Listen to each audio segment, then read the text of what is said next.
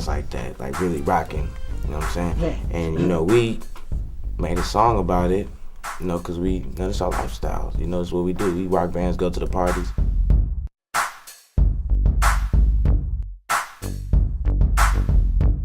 Hey, what's up guys? It's boy Dante from ShopX03, and today we're going to be talking about The Pack and their influence on fashion, streetwear, and music, of course. And we got Vans, man. Vans on the feet. Really? Vans. Always. Always, man. It's a must. Just real, we set our own, you know what I'm saying? We set our styles, you know what I'm saying? You know, set our own, you know, we set our own trends, you feel me? Like, you know, don't ever be scared. You know what I'm saying? To be different, set, you know what I'm saying? Set yourself apart from everybody. That's, you know, that's a real major part in our music. So, The Pack is originally a Bay Area rap group. You could say that, you know, they're part of the hyphy movement, you know, circa 2005, 2006, and 8, 9. And The Pack consists of 4 members: Stunnaman, Young L, LILB the BASEDGOD, and G Uno. So The Pack is most notoriously known for their hit song Vans, which actually increased sales for the company during the time, I think 2006. I would say the song is one of the first big where a company reached out to artists to influence the masses to buy, you know, some Vans, some product. I mean, it's happened before 2006, but this was one of the biggest boom in your face. The Pack, the hyphy movement. If you were young at this time, you know, I got my Vans on, but they looked like sneakers. So it was really big, and this is when Vans were actually $35 for a pair, you know, instead of, I think it's like damn near $70, $80 now. So yeah, they really influenced people to wear Vans at the time instead of Air Force Ones or Jordans. You know, they had the whole song. And in the music video for Vans, you can see, you know, people wearing LRG. In the behind the scenes, you see somebody wearing a Dollars and Diamonds hoodie. They got baggy pants, of course, the Vans, baggy shirt, and the fitted. You can see G Uno is actually wearing an American Needle all over print fitted, and that's an old brand back in the day, like 20 years ago from now, I guess, to 06. Since they are from the Bay Area, you know, and they are part of the hyphy movement, their style is kind of like that. Big T, stunner shades, grills, Vans, baggy pants, Bape, Billionaire Boys Club, all over print, you know. They're probably fizzing, you know. They're probably doing what's that one dance? The bird. They really do the bird, you know, all those weird Bay Area dances. Definitely Mac Dre inspired some of them. They look up to Mac Dre. You know, during this time, Too Short actually put them on kind of for their mainstream appeal. He was like their OG at the time. Too Short jokes ain't cool, man. Yeah, you rap with that. You stupid. Man, come, nigga. And Vans was a skateboard shoe, so, you know, of course they were doing their skateboarding thing. Their skating was part of hip hop. This is the time, this is 06, this is when Pharrell had his ice cream skate team. This is Terry Kennedy. This is when hip hop and skating was kind of like mashing together around this time. I think skating and hip hop has been together for a long time. It's just somebody who was just scared to open the door. I'm an amateur. I skated in the 6th and 7th grade and stopped. Then I started hooking up with these guys, and it was just like, man, you feel me? I went to the skate park yesterday. I was scared to go off the ramp, you feel me? Because I just started skating again.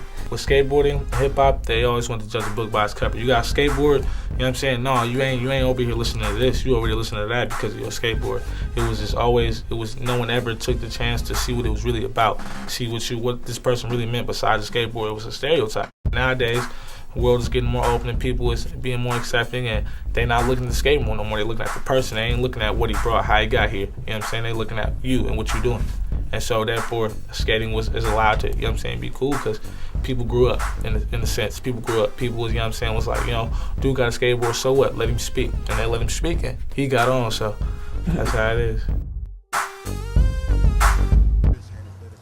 Well, you know, I think it's real cool to be compared to people like Pharrell and Lupe, because I mean, I remember before I even got signed, even thought about getting signed, I was listening to Pharrell's music. So I mean, now that I'm being compared to him, like in the skateboard and hip hop world, is real cool because I think skateboarders who make music, I think that's just a real cool thing that's starting to play into you know what I'm saying, the music industry right now. I think that's real good.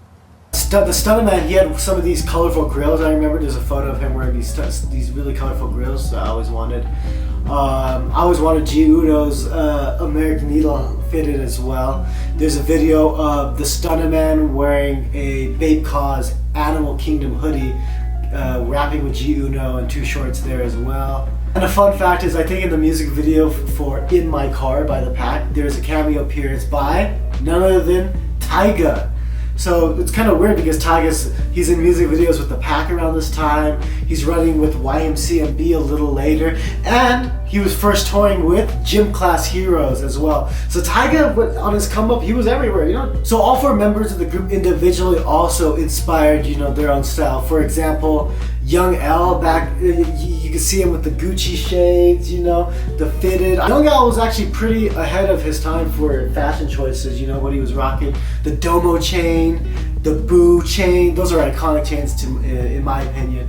There was like the whole Domo phase as well that people had in like circa 2011. I mean, come on, Young Al was rocking that back in 05, 06.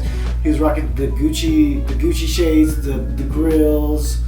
Yeah, it's Young Al in here. Yeah. Young Al later on, I mean, I think it's circa 2008, he opened up Pink Dolphin, which was a huge brand during 08 to 2012. When I think of Pink Dolphin, I think of me being the pink dolphin, being the rare animal that only swims in, you know, fresh water. We only have 2 designers, me and Cena. So when you only have 2 designers, if those 2 designers are not taking, like, you know, jacking shit or getting inspired by, you know, other things. I mean, I like this kind of stuff that you see on my table, like, you know, the Versace or the Louis Vuitton, or whether it's vintage, whether it's modern. I'm not really too into streetwear, so you won't really catch me on Fairfax going into any other store. Cena designed this jacket. Has the dolphin anchor right here, 3+ signs, and on the back, it's almost like a seal,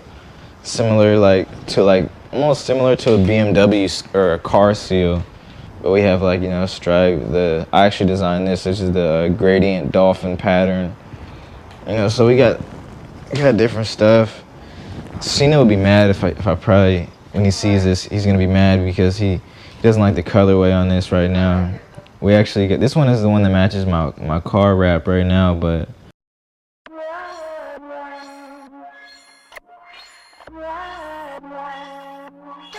B wanted to start Pink Dolphin as a rock band, and I had also wanted to start it as a rock band with him. So we did a couple songs, and then we kind of stopped making rock music, so it was like, it didn't make sense for us to use that name. And I was like, yo, well, I'm gonna use this for a clothing brand. Do you wanna be a part of it? And he was like, yeah, I'm down.